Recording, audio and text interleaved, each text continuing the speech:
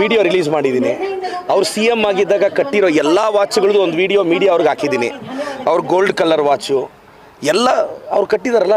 ಈಗ ಅಲಿಗೇಷನ್ ಬಂದಿದ ತಕ್ಷಣ ಯಾವುದೋ HMT ವಾಚ್ ಕಟ್ಕೊಂಡ್ಬಂದ್ಬಿಟ್ರೆ ನಾನು ಇವಾಗ ಕಟ್ತಿದ್ದೆ ಅಂತೇಳಿ, ನೀವು CM ಆಗಿದ್ದಾಗ 62 ವಾಚ್ ಕಟ್ಟಿದ್ರಿ ಅಂತ ನಾನು ಫೋಟೋಗಳು ರಿಲೀಸ್ ಮಾಡಿದ್ದೀನಿ ಮೀಡಿಯಾ ಗ್ರೂಪ್ಗೆ. ಅವ್ರು ಕಟ್ಟಿರೋ ಬೇರೆ ಬೇರೆ ವಾಚ್ಗಳು. ಕುಮಾರಣ್ಣ ಅವ್ರಿಗೆ ವಾಚ್ಗಳ ಬಗ್ಗೆ ಒಂದು ಅಂದರೆ ವಾಚ್ ಬೇರೆ ಬೇರೆ ಥರ ವಾಚ್ ಕಟ್ಟೋದು ಅವ್ರಿಗೆ ಅಭ್ಯಾಸ, ಅದನ್ನು ಪ್ರಸ್ತಾಪಿಸಿದ್ದೀನಿ. ನೋಡಿ ಕುಮಾರಣ್ಣ, ನೀವು ನನಗೆ ಟ್ರಸ್ಟಿಗೆ ಹೆಂಗೆ ಬಂತು ಅಂತ ನಾನು ಕೇಳಿದಾಗ ನಾನು ಡಾಕ್ಯುಮೆಂಟ್ ಬಿಸಾಕಿದ್ನಲ್ಲ, ನೀವು ಆ 32 ಎಕರೆ ಅಲ್ಲಿ ಹೆಂಗೆ ಬಂತು ಅಂತ ನನ್ನ ಮುಖದ ಮೇಲೆ ಬಿಸಾಕ್ಬಿಡಿ. ಪ್ರದೀಪ್ ತಗೊಳ್ಳೋ 32 ಎಕರೆ ತಗೋ, ನಮ್ಮ ತೋಟದಲ್ಲಿ ಬದನೆಕಾಯಿ ಮಾರು ತೆಗೆದೆ. ಬದನೆಕಾಯಿ 500 ರೂಪಾಯಿ kg, ನಮ್ಮ ತೋಟದ್ದು ಬೇರೆ ಕಡೆ 20 ರೂಪಾಯಿ kg ಅಷ್ಟೇ. ನೋಡಿ ಇಂಥ ಬದನೆಕಾಯಿ ಮಾರಿ ನಾನು ತೊಗೊಂಡೆ 32 ಎಕರೆ, ಬಿಸಾಕೋಣ. ನಾನು ಮತ್ತೆ ನಿಮ್ಮನ್ನು ಪ್ರಶ್ನೆ ಮಾಡೋಂಗೇನಿದೆ? ಇಲ್ಲ ನಾನು ಟೊಮೊಟೊ ಬೆಳೆದೆ, ಬೇರೆ ಟೊಮೊಟೊ 20 ರೂಪಾಯಿ kg, ನಮ್ದು 2000 ರೂಪಾಯಿ kg, ಬಿಸಾಕೋಣ.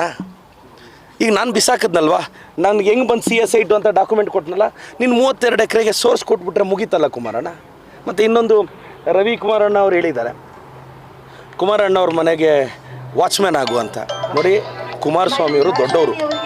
ಕುಮಾರಣ್ಣ ನನ್ನನ್ನು ಬಯಸೋದಾದರೆ, ಪ್ರದೀಪ್ ಈಶ್ವರ್ ನನ್ನ ಮನೆ ವಾಚ್ಮ್ಯಾನ್ ಆಗು ಅಂದರೆ ಅವ್ರ ಮನೆ ವಾಚ್ಮ್ಯಾನ್ ಆಗೋದು ನನ್ನ ಸೌಭಾಗ್ಯ ಅಂತ ಬಯಸ್ತೀನಿ. ಅದರಲ್ಲಿ ತಪ್ಪೇನಿದೆ?